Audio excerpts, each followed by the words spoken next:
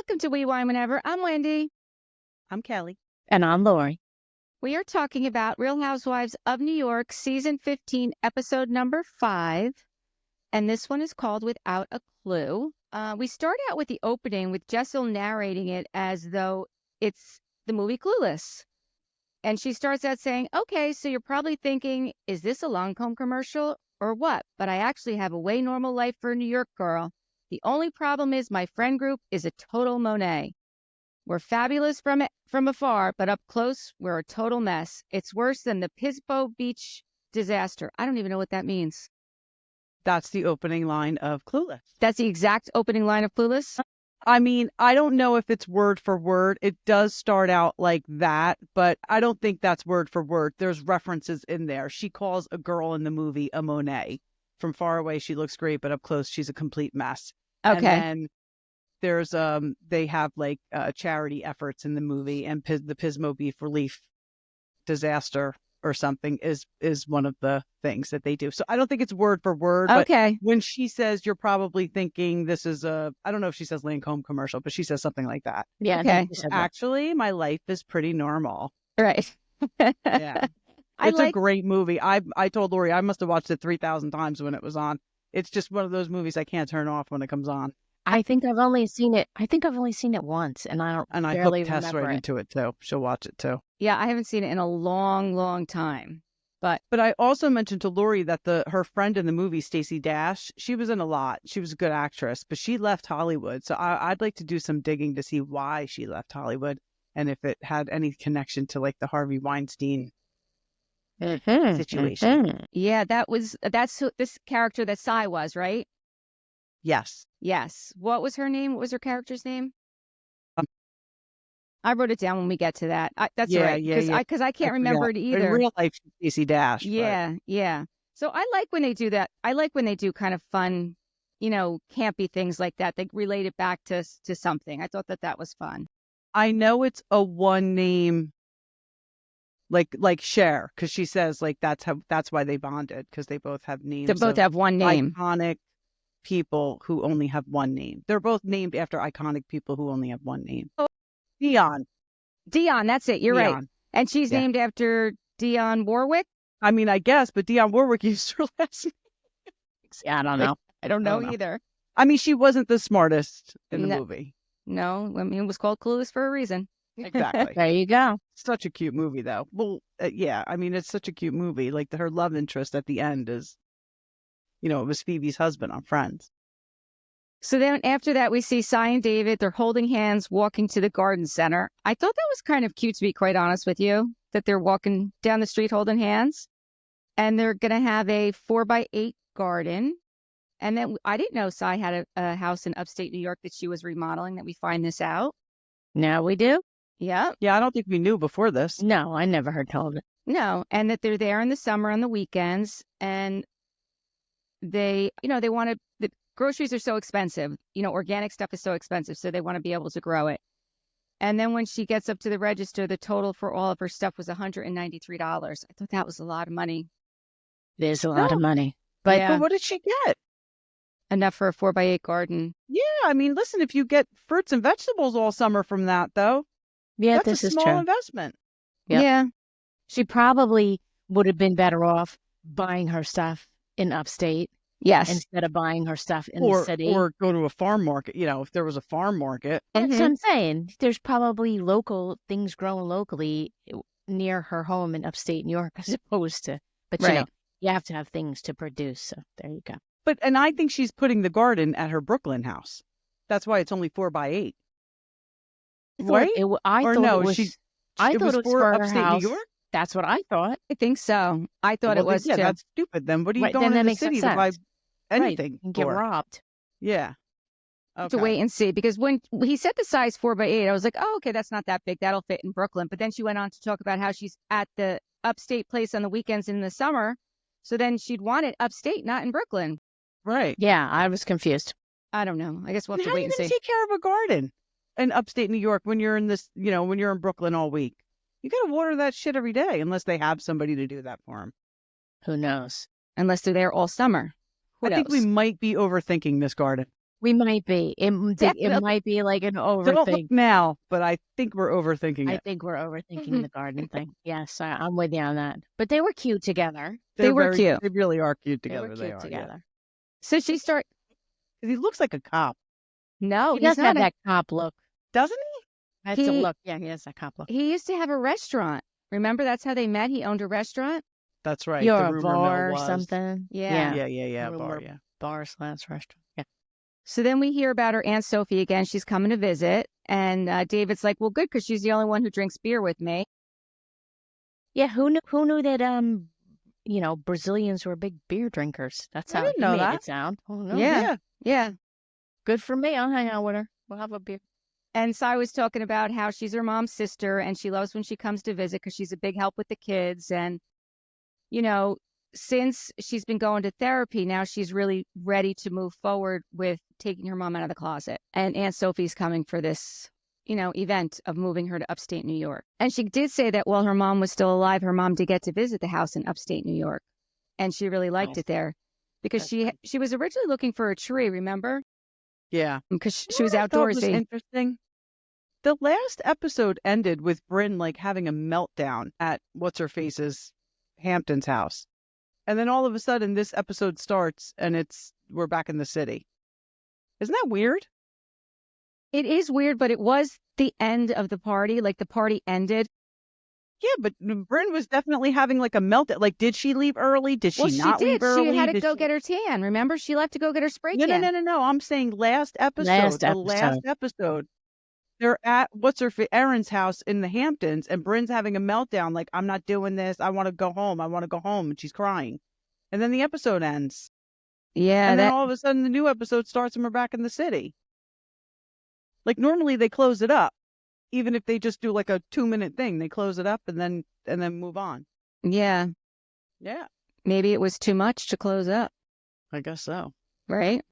Yeah. Maybe. So then we see them. Is it happen there? No, not yet. So David, before they get on to the next scene, David suggests that maybe they put some of the ashes in the ground for the tree because they're going to put her in an urn and keep her in upstate New York. But maybe they bury some of underneath the tree so that she'll be right there with nature, which I thought was a very nice idea. That is a good idea.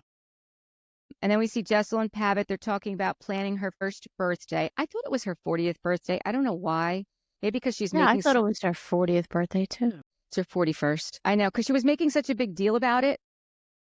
We're not like big deal birthday people. No. Not one of us are. No. So it's to us, it's like No. Right. 41. Right. Like, what? Right. Who throws a Yeah. bash for 41? Right. These women will use any excuse to throw a party and a theme.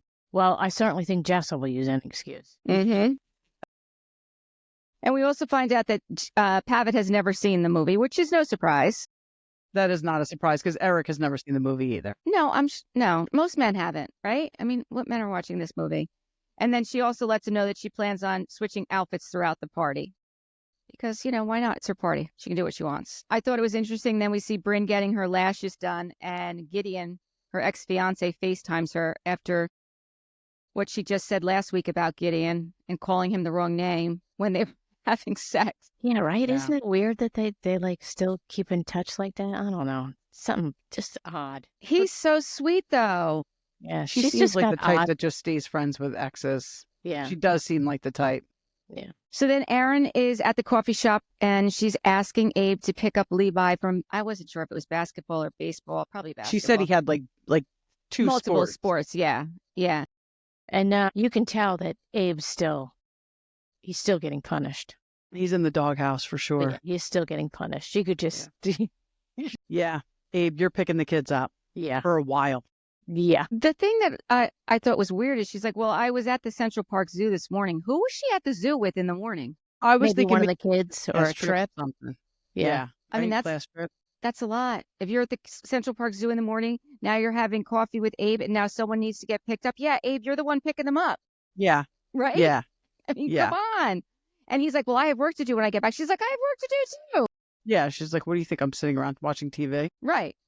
And then we see Jenna. She walks into, how do you pronounce it? Coviator? Sounds good. Okay, so she walks into this office. I think it's pronounced Coviator. Since Oh, is that where she was sitting around the conference room table? yeah, where she's now working. So since Beckett's leaving the nest soon, she has taken on a new position at an online fashion magazine called what I think is Coviator. She's the editor at large, meaning that she's not in the office that much. I like that. Mm-hmm. Yeah. And I like that she's getting back into fashion. You know, she has 2 other jobs, though. She has her lashes line, and she's also a partner in a startup. So it's not like she's sitting around, you know, watching TV. The next scene I really like, we get to see Uba's place. Raquel goes over to Uba's house, which we've never seen Uba's house, and we keep saying that.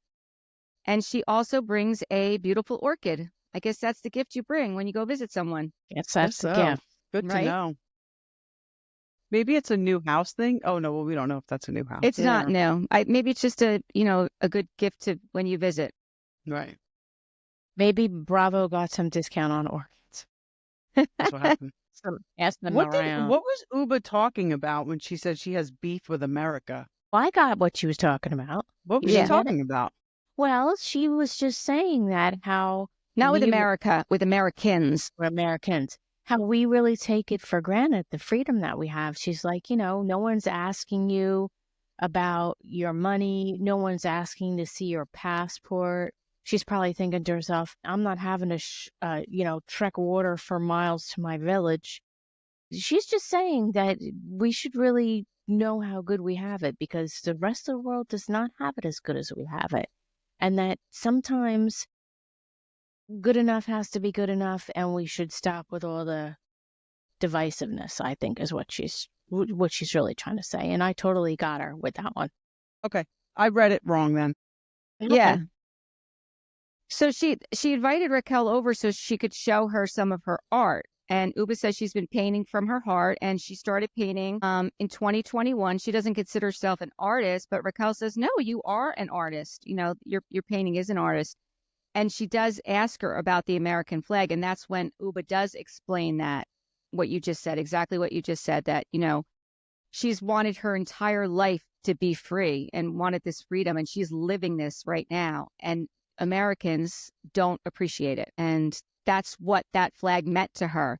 The gold in the stars and the black and the white and the divisiveness in this country, you know, they only see red, white, and blue. They don't see what she sees with it. And that was her interpretation of our American flag, which honestly I thought was beautiful. I thought it was beautiful what she said. She immigrated from Canada when she was 15 or 16. And that's when she started modeling. This is Raquel. Oh, no, this is Uba. No, Uba. Yeah, that's when she started modeling with Richard's models. And then she came to New York City, and it was very hard for Richard even to place her in New York because back then every agency only had one black model. And Raquel's like, That's yeah, crazy. I was that one black model. I wonder who Uba was talking about though. Like, was it Naomi Campbell? Like, who did her company have? Right, that they tried to place her I with. don't know. Yeah. Like But she you said, do- they only had one black model. So Right, I was wonder thinking who about it her was. age. I'm like, well, no, Naomi Campbell's, I'm sure, older than her. I'm You like know, racking my brain. I'm like, who could it be? I did notice that Raquel is not an armpit shape. Nope, no judgment, but Raquel. I was This isn't Europe, girl. yeah. Mm. Just wear a sleeved shirt. I was just like, Yeah, I just don't know. just Yeah, cover I it don't know. up. Yeah. I mean, do you, but maybe don't don't- flash it around. I don't know. I just catch very odd things when I watch these shows. And that's one of them. I did not catch that. I'm glad you There did. you go. Very important. Yeah, no, it is important. Raquel even says that she was that one black model and she was coming in as the younger version of another one. So maybe she was coming in as the younger version of Naomi Campbell. That's what I mean. Like, Yeah. I wish I knew who they were. Who the reference was? Yeah. Yeah. And then Uba's telling her about how Bryn the night before was saying you were going to be painted as an angry black woman. She kind of, we didn't really know the context of it. And I don't know, did you see what Bryn put out? I saw it, but I was at the salon. I couldn't read it. I didn't see it. You I didn't saw see she it? wrote she No, put I something didn't. up. I'll be honest with you. I actually screenshotted it so that I could read it because I really thought it was very interesting. Okay. She said, I sat in shock this week as off-camera interactions in the Hamptons were conveyed without context. To see my intentions twisted and my words misrepresented flat out scares me. I am deeply sorry if I overstepped that night in the Hamptons. I am beyond sorry, as this was never my intention. The episode was made to appear as though I brought up this stereotype on my own and out of nowhere, which is not the case. The truth is, angry black woman, in quotes, was brought up by Uba last year in Anguilla. In a highly charged fourth wall moment in Anguilla after the incident went with Erin's sunglasses, Uba spoke directly into the camera. Don't you dare edit me to look like an angry black woman, in quotes. After Anguilla, Uba and I frequently discussed this harmful stereotype at length. As a biracial woman, I will never know what it's like to fully walk in Uba's shoes.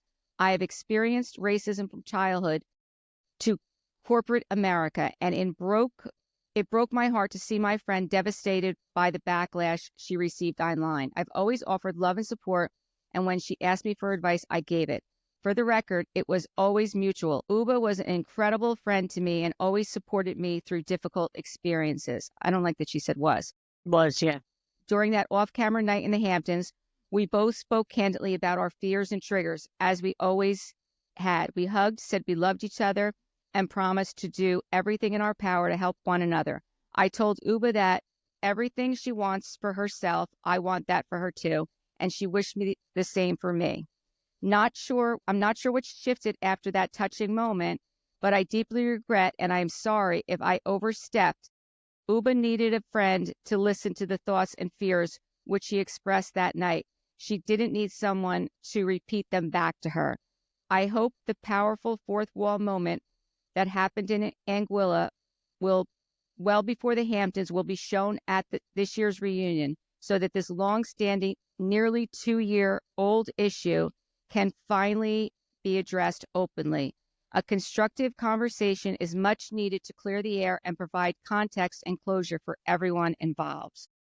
That's interesting. That's interesting. Well, Yeah. we know how producers twist things, Mm-hmm. so who knows what's going on And over there. that makes total sense. If she did that, if Uba did that, then it was Brynn just like trying to be her girl and being like, remember. Right. Right. And honestly, after reading that, listen, I do feel that Brynn is stirring the pot. I mean, she even says it in one of her confessionals, that she's got calluses on her hands from stirring the pot, right? And Yeah. Uba does have a language barrier. So although this really blew up, and we know that they have been now fighting for almost 2 years about this, I see it a different way, and I hope that Uba does too. And I hope that before the reunion, to be honest with you, they can sit down and make up. That would be I nice. still think Uba is very angry with her about mentioning a guy in Connecticut. I think that Uba can't get past that. Who knows? I have a hard time getting past things myself, so I And see who it, knows but what's happened off camera, or, that's the problem. who We only knows? see so much, and we you only might see see what the so much. producers want us to see. Absolutely. We had no idea that happened with Uba, and we never would if Brynn didn't bring it up.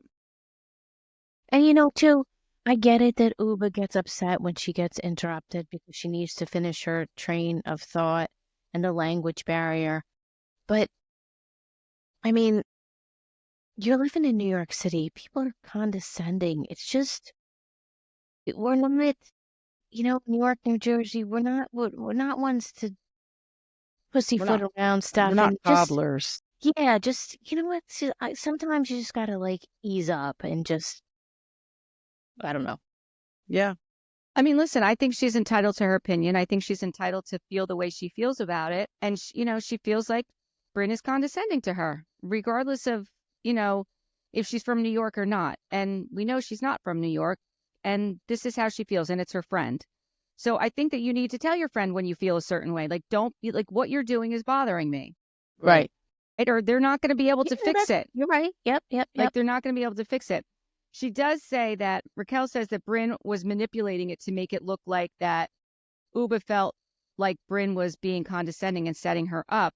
But Uba says whatever she has alone. She says her fridge is full of fish.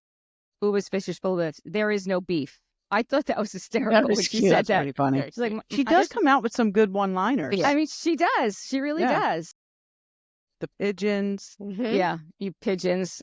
Yeah. The next we see Cy and Aunt Sufia are at the upstate New York house. She started renovating slowly.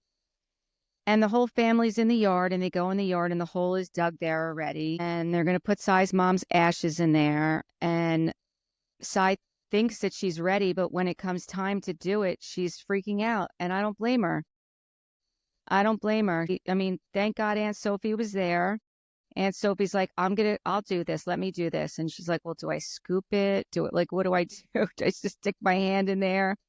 And she's like, I'm just going to stick my hand in there. And Cy's, grateful. Then all of a sudden her son and her London and Rio, they start crying because it's emotional. They've lost their grandmother and, they've really never seen their mom, I don't think, break down about it because she's really been very close. But now that she's going to counseling, she's really feeling her feelings.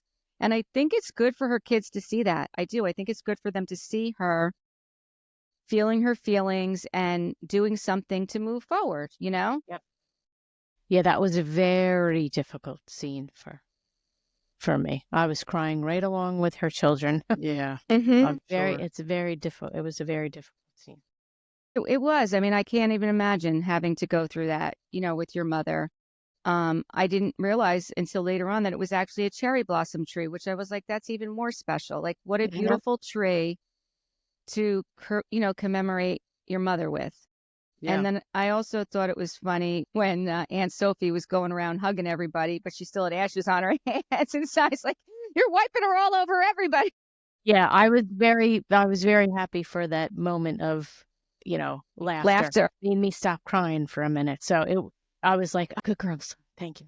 Yeah. It was needed. That's how my family is. When things get like too sad or serious, we just crack saying funny joke. stuff. Just a big, No, but you need that. You need that moment of levity. Yeah. I agree. I think it was the appropriate joke at the appropriate time. I thought it was a very touching scene. I think that we really got to see a side of Cy that we've not seen before. And, Agreed. I think that's important. Next, we see Jessel, Aaron, and Bring go to Alice and Olivia. And I thought they were shopping for Jessel's party, but I guess they were just shopping because they didn't buy anything there that they were at Jessel's party. What are your thoughts, Laura? Well, I just want to, don't they have like a staff? Why is Aaron coming on TV with her bra hanging out? Her bra was hanging out. Why is that a problem? Because I didn't even notice it. Don't you have like people there that are like, shouldn't there be like people making sure your bra's not hanging out and there's not dirt on your face and there's not a booger in your nose? I'm like, why are you letting the poor girl go on TV with her bra hanging? Was she wearing like a strappy shirt and the bra was like she had on a strapless bra so you could see a little bit of the pad, but it's like, well, it was probably on purpose then. It was probably on purpose. Why? So someone like me could say, how come she had her bra? She probably thought she was doing a thing. Maybe, I don't know. But I mean, if this is now going to be a storyline that she's mad that Jenna went to lunch with Cy and hasn't called her to check on her. Like, does Jenna even know what's going on in your life? That you feel the need she needs to check on you? This is the type of shit that drives me nuts. Yeah, because this is what comes out when they're there trying on clothes. Yeah. So it's so funny the things that you pick up, Laura, and the things that you pick up, Kel, and the things that I pick up. So I was like, if Jessel says Alaya one more time, like she kept saying, is it an Alaya dress? Is it an Alaya? I'm like, why does she keep saying that? I guess they said that in Clueless, but you probably didn't. Oh yeah. So I don't know. You probably didn't even pick it up, but it was annoying the crap out of me. She's in the car with some guy and it's her friend and he like puts moves on her and she was like, as if, and then, they have a whole conversation and he kicks her out and like she's in the valley and she gets mugged and the guy makes her lay on the ground. And she's like, this isn't a liar. Okay, I get it now. I was like, if she says that one more time, I'm going to lose it. And it's so funny, like you guys didn't pick that up, but I didn't pick up the bra thing. It's funny how we watch this and we all see different things. Things, right? Yeah. And she also said about, how Cher was light years ahead of us. She used to have a computer that put her outfits together. Yep. She's she like, did. where is that computer, Apple? What? We don't need a computer to put our outfits together. Maybe Pavic can. Oh my God, Maybe. that was so funny, those AI glasses. So that's when they're sitting on the bench talking, or the couch, and Aaron's like, I saw on Instagram that Jenna and Sai are, together. And that's when she's all upset that, how does she have time to go out with Sai when she hasn't even texted me to see how I'm doing? When Sai was saying all these bad things about you. Well, you don't know their journey. You don't know what their relationship is. Who are you to judge that? Like, this is the stuff that gets me crazy. Well, I saw a thing with her on Entertainment Tonight, Aaron, and she said that because the guy was asking her about, like, well, how do you feel about, airing your dirty marital laundry, that you're talking about your finances and stuff. And she said, she made it sound like Abe said it was a good idea. And she said there are other financial decisions that he messed up besides the Bitcoin. But she's trying to spin it all as, like it's just out there to help other couples. Housewives always say that. Yeah, it was funny. She needed a storyline. Yeah. I mean, I don't doubt that all happened, but if her and Abe, not agreeing on finances, and her being mad at Jenna for having lunch with Sai and not being a good friend is her storyline this season, I say, yeah, you got some work to do. Get the axe out. Yeah. Because I don't think she brings much to the table. Quite honestly, and somebody put it online, I don't really love any of them. Right. Yeah. I don't really love this reboot, but I'm trying to be open-minded, but I really think I'm just over the Housewives cattiness and the nonsense. In general. Oh, yes. Yeah. I can see that. And I don't know where it was. It may have been a podcast I was listening to.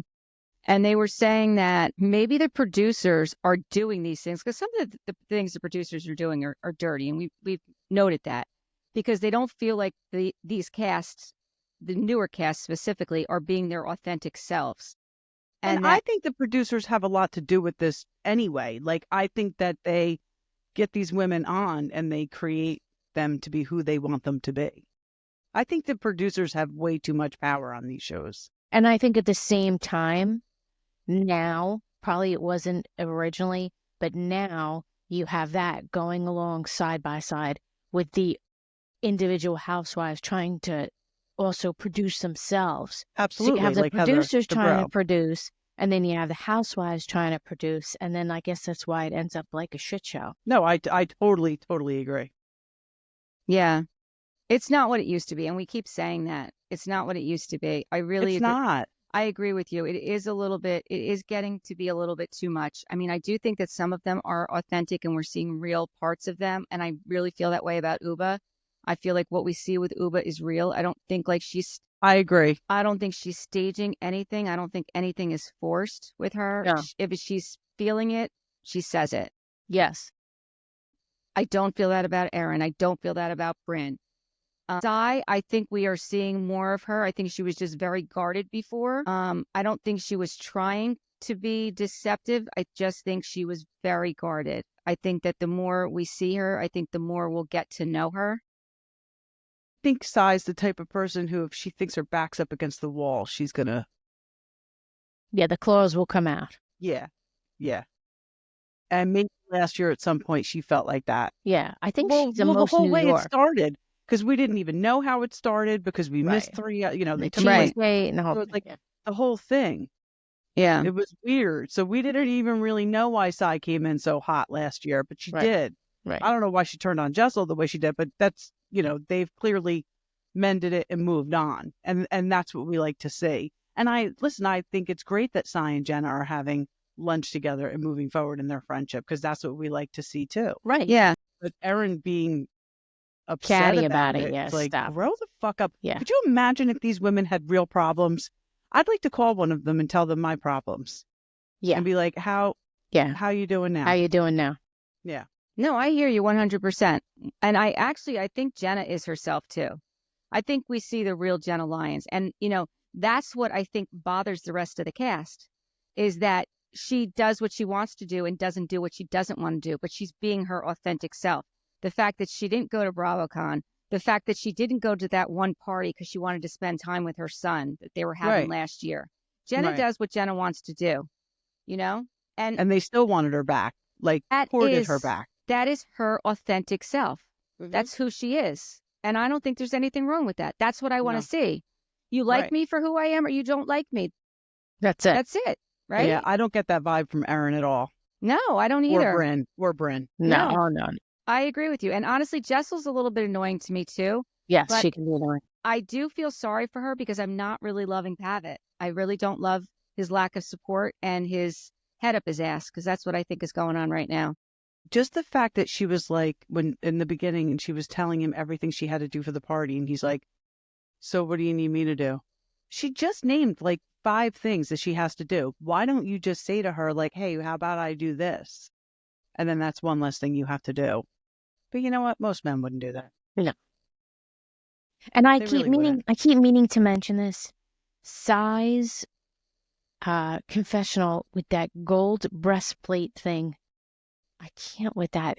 I love it. So she, I love it. Wearing something like that. And I know Teresa Giudice was another one. And then there was a third housewife that was wearing something similar. They were all wearing them. And I thought they were pretty cool. I love it. Not everyone.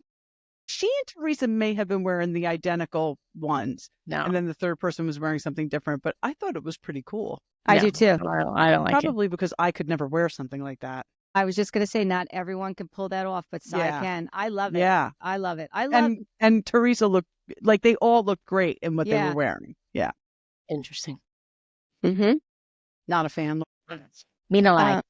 All right. So what happens next? So then we see. They get to the party and Jenna is Mel. So Mel is Cher in the movie, Alicia Silverstone's father.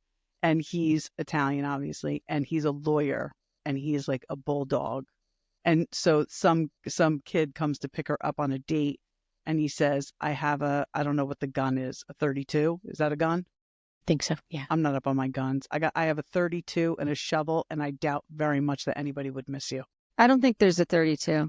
Maybe it's a 38. I'm not a gun person. Revolver, 40. Yeah, I got a gun and a shovel, and I doubt very much that anybody would miss you. So that's what she kept saying, Jenna. I like that. Yeah. I like that I love that she went there in character and she stayed in character the entire time. Yep. Because she serves Jessel with being sued by JFL for defamation of Christmas. JFL, Jenna fucking Lyons. Love that. Love that. And then Aaron and Abe show up and she's also dressed as Cher.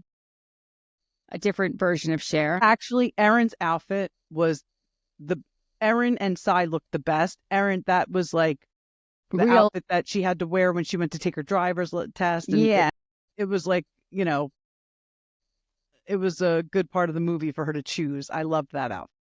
I did not like Jessel's outfit. I didn't either. I didn't like any of her outfits, to be honest. I didn't think any one of them were Clueless. Yeah, that's what they said. None of her outfits were actually from Clueless. I don't like any of them. So Jenna says, Miss Leachy, you have been served with destruction of property for the Pavlova. Again, she's staying in her character. So then Brynn walks in with Brynn looked good with the plaid skirt and jacket and the hat.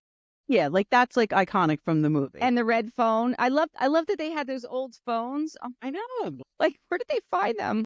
I don't know. And then Jenna hands her a JFL intends to file a lawsuit against you for indecent exposure. Brynn says, what's my penalty? Start an OnlyFans account with private access code for Jenna. So she was like, of course, Brynn was like, yes, she loves flirting with Jenna. She loves flirting. She just flirts with anybody, to be honest with you. Flirting is her thing. Yeah. And then Rebecca shows up in all black, and Jessel says in her confessional, Rebecca's going to a funeral. She's not going to Cher's birthday party. Yeah, she did not. Yeah, it wasn't understand the assignment. No, she did not get the assignment. Yeah. All right. I'm not really loving Rebecca, but we really haven't gotten to know her yet. But I don't like what I've seen. We're going to, because she was demoted to a friend of this season, and I don't think they're bringing her back. But why does Brynn keep telling her to drink? Like, it's so annoying. I mean, I don't know. I know she's a Scientologist. Do they drink? I didn't think they did. She apparently drinks because Brynn is friends with her, and I'm sure she's been out drinking with her before. Okay, so that's why Brynn keeps pushing it. Yes. Oh, okay. I didn't realize that they were friends. So did Brit. So I guess she came on as Bryn's friend. Yes. Okay. I didn't Yes. realize that. And I Yeah. have the whole lowdown on her father. Anytime you guys want to, Let's hear it.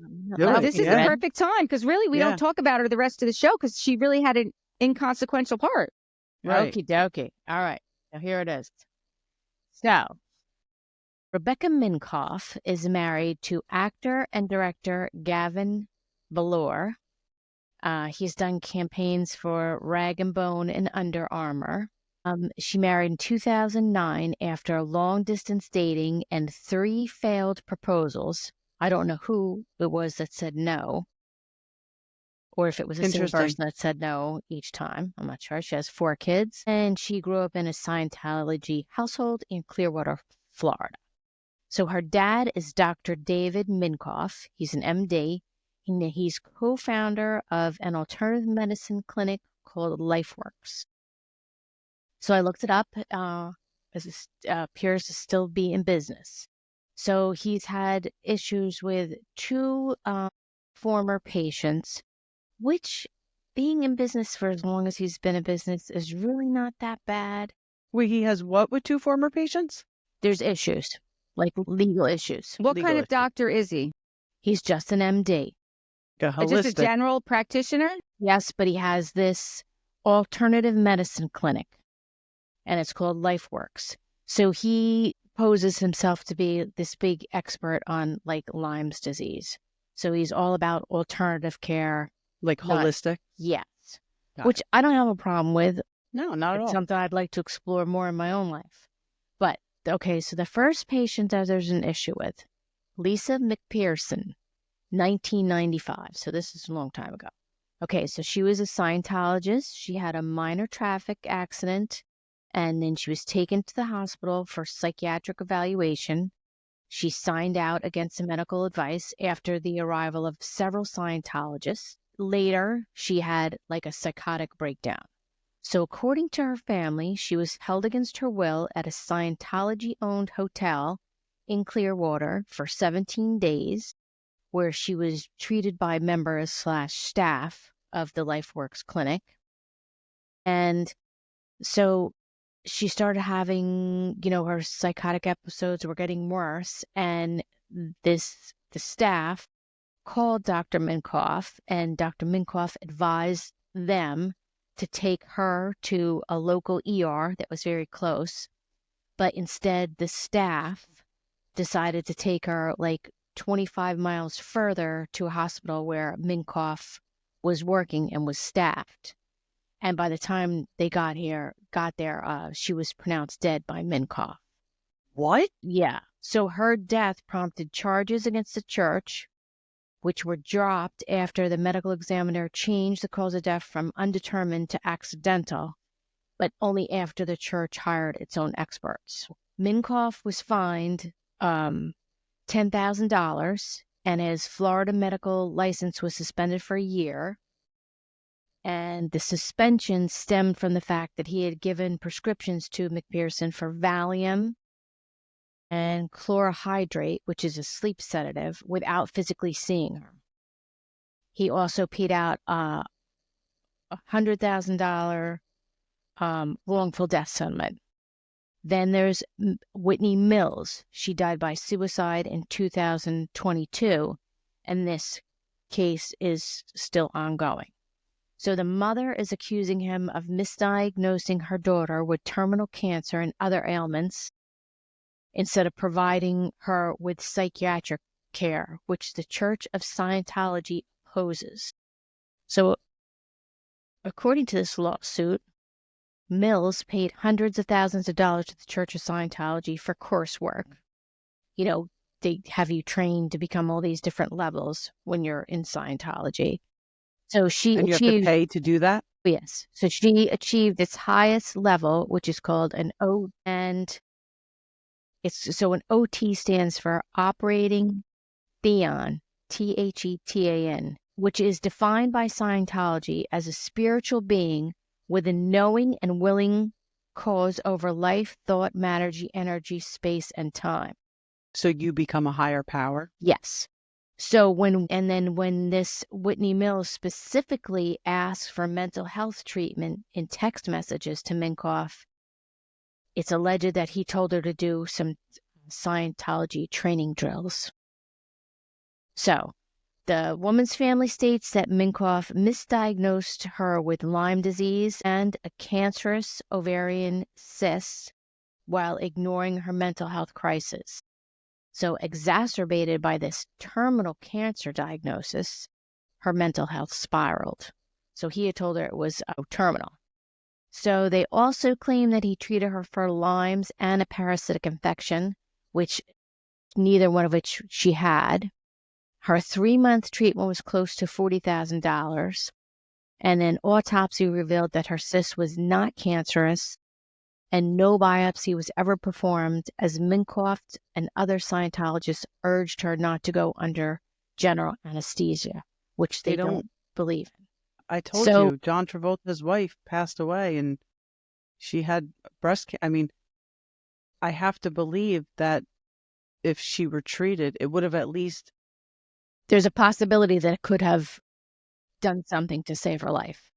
But I was just bringing it up because it's very interesting to me that she would choose to go on a national television show right after something like that happened with her dad. It's kind of like, especially if it's ongoing. Like if it was just the 1995 one, it's like, okay, right? Then you could see. So that's why I wanted to bring it up, because I don't think it's like acceptable if you're in the Scientology church. Like if I was going to a doctor and they told me something and I, physically was wrong with me and my mental health was suffering from it, I would go see a therapist and talk and, but I don't think that's acceptable in the Church of Scientology. Oh, no, psychiatry is not seen as an acceptable form of medical help. Treatment. Yeah.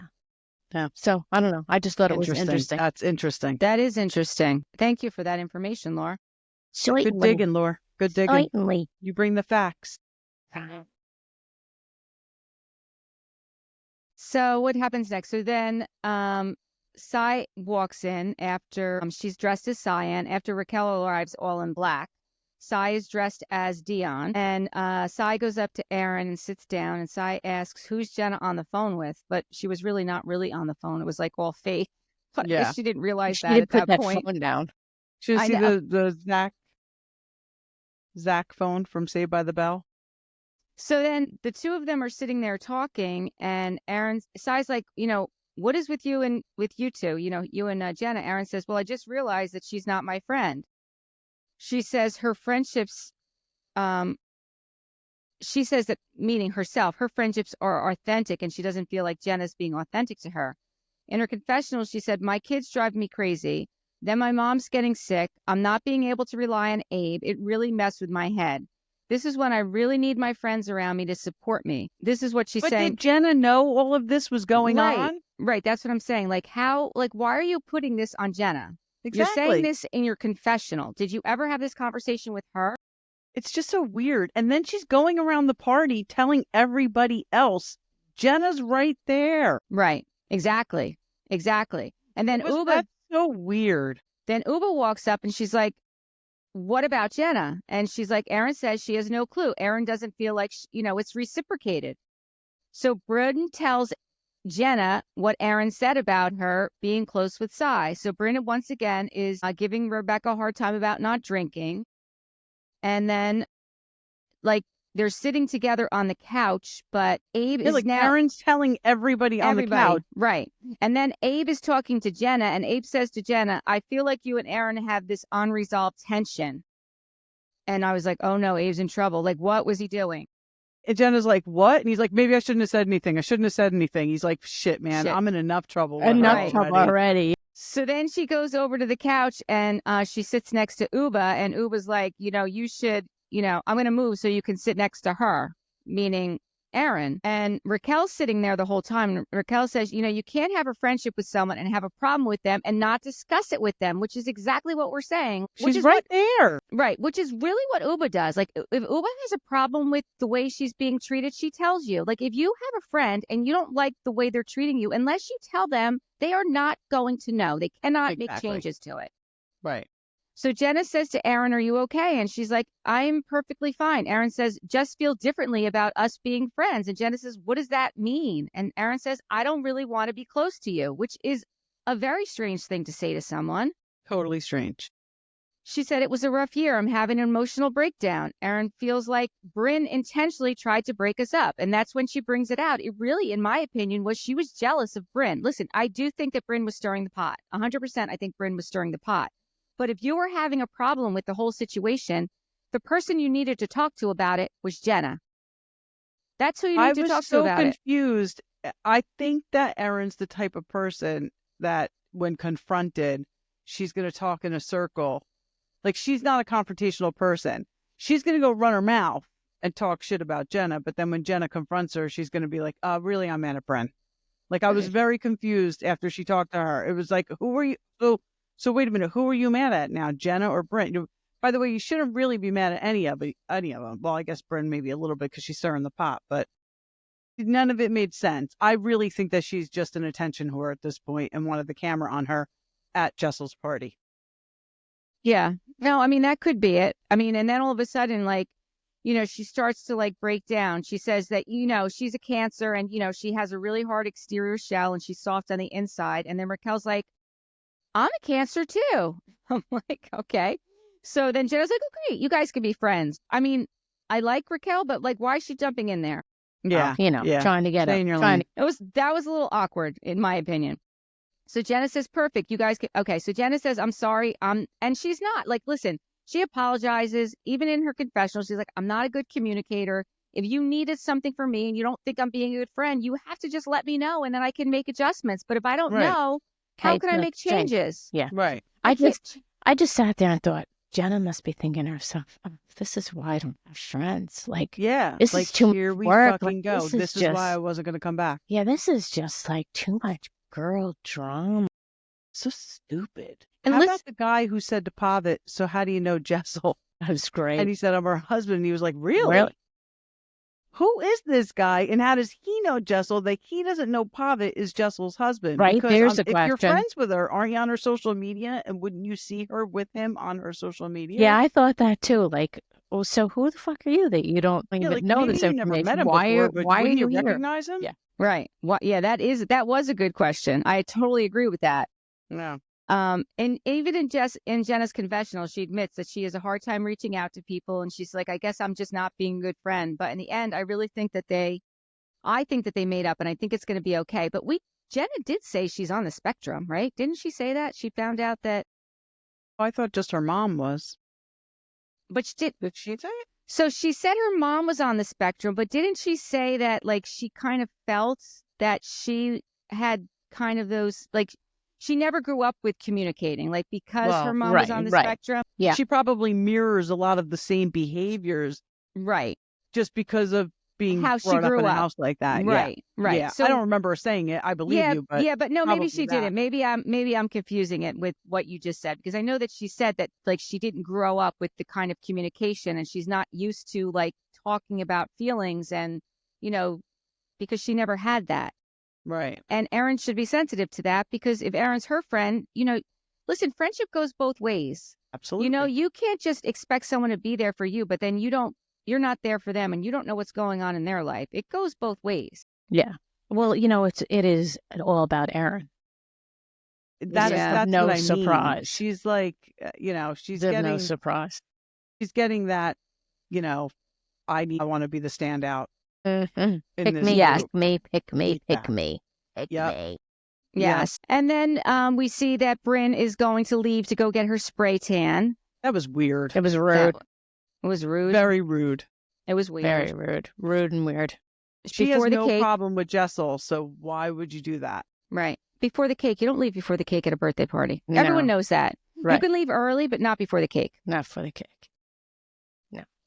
So and she's so busy saying everybody else is miserable. I think she's pretty miserable. I think she's a very lonely. very lonely, very jealous, very she needs to get like the 2-for-1 deal with Cy on the therapy. Yeah. Yeah, I think you're right. She needs to go because she doesn't even have family around her. Yeah, it's just I just find her very sad. Yeah. And I think a lot of her lashing out comes from that place. Yeah, I agree with that. That she's attention seeking. Mm-hmm. Yeah, Yeah. I agree with that. And that's pretty much the party. I mean, Jessel comes out with her last outfit, her red dress. Again, Horrible. No reference to great. Clueless No. whatsoever. The I mean, other girls did much, much better. Bryn, Sai, and Erin. Well, and Jenna really nailed it. That was yes. awesome. Yeah. Her Yeah. being Mel. Yeah. So I think that's it for New York. Mm. Until next time, thank you for watching. Please like us, give us 5-star reviews. Bye. Bye. Bye.